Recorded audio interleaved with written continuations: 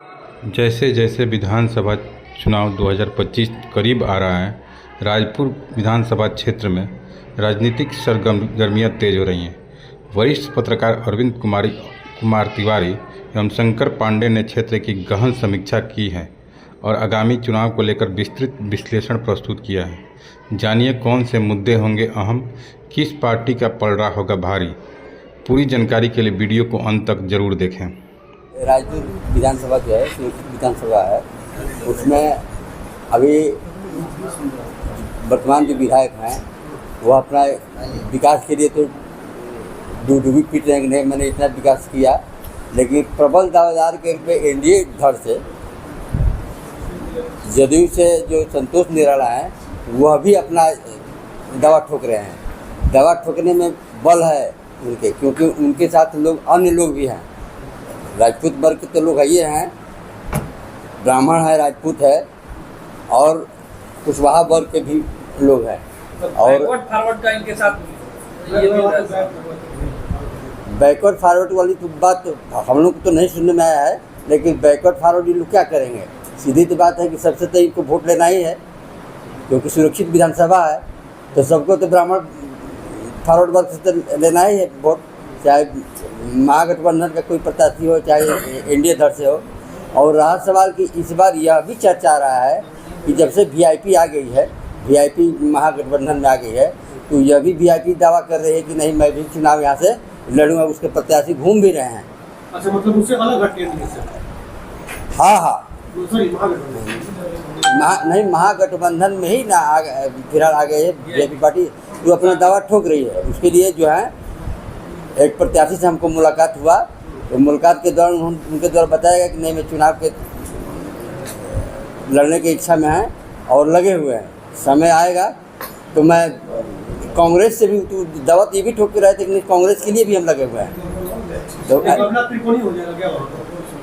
नहीं, एनडीए तो भारी पड़ेगा।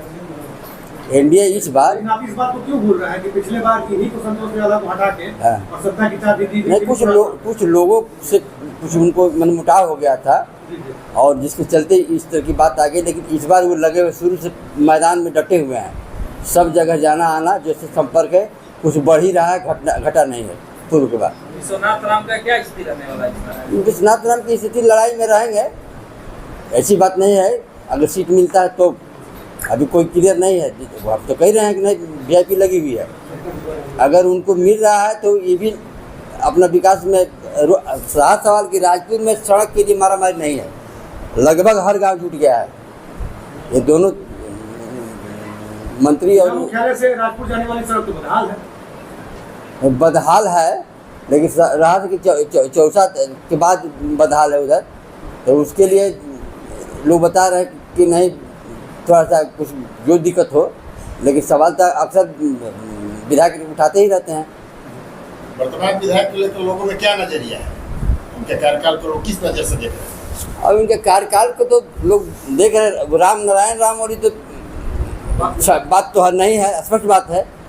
और लेकिन कार्यक्रम फ्लॉप होने के बाद क्या लगता है कि विधानसभा चुनाव में इनको टिकट मिलेगा कांग्रेस से?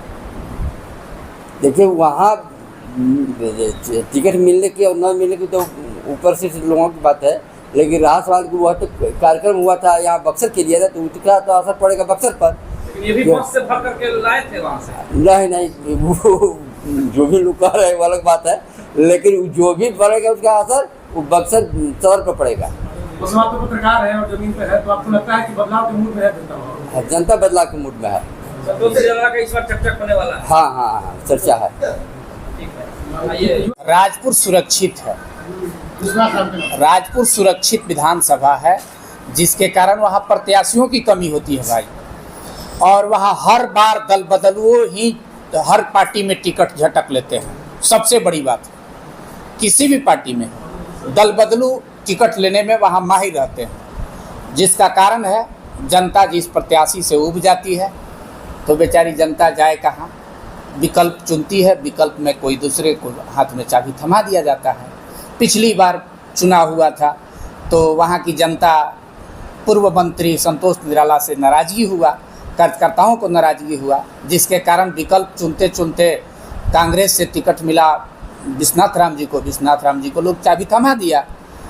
अब इस बार देखना है, इस बार भी विश्वनाथ जी से नाराजगी की कई बदबू आना शुरू हो गया है, ऐसा कुछ नहीं है।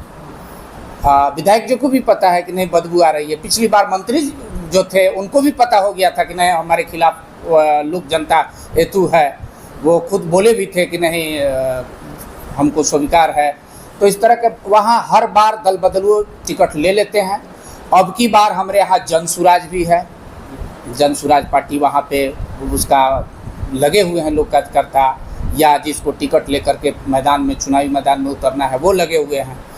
सबसे बड़ी बात है कि वहाँ बीजेपी के समर्थन में रहने वाली ओम प्रकाश राजभर जी की पार्टी भी वहाँ पे एक विशाल रैली किया और वो दावा कर रही है कि हमारे प्रत्याशी यहाँ से पूरे विधानसभा में जहाँ जो कुछ भी हो या ना हो, राजपुर में जरूर हमारा प्रत्याशी लड़ेगा। तो खेल तो बिगड़ेगा, पिक्चर साफ नहीं है तो अभी स्पष्ट नहीं है, खेल बिगड़ेगा। इसको लेकर के वहाँ के प्रतिनिधियों में बेचैनी हो गया है। पूर्व मंत्री हो या विधायक हो, दोनों लोग रात भर क्षेत्र में घूम के न्योता पुजा रहे हैं, इसमें दो मत नहीं है। लगातार फेसबुक पर दोनों लोग डाल रहे हैं कि ना हम यहाँ उपस्थित हुए, हम इनके यहाँ इस सुख दुख में शामिल हुए। अब कहाँ तक ये कारगर साबित होगा, आने वाला चुनाव ही बताएगा। लेकिन निराला जी तो नीतीश के खास बताए जाते हैं और लगातार क्षेत्र में बने भी हैं, और एनडीए जो है नीतीश के नेतृत्व में ही चुनाव लड़ना चाहती है। तो कैसे माना जाए कि निराला का टिकट जो है एनडीए से नहीं? तो ये कैसे मान लिया जाए कि उनका कन्फर्म है? नीतीश यहाँ टिकट न दे सकते हैं?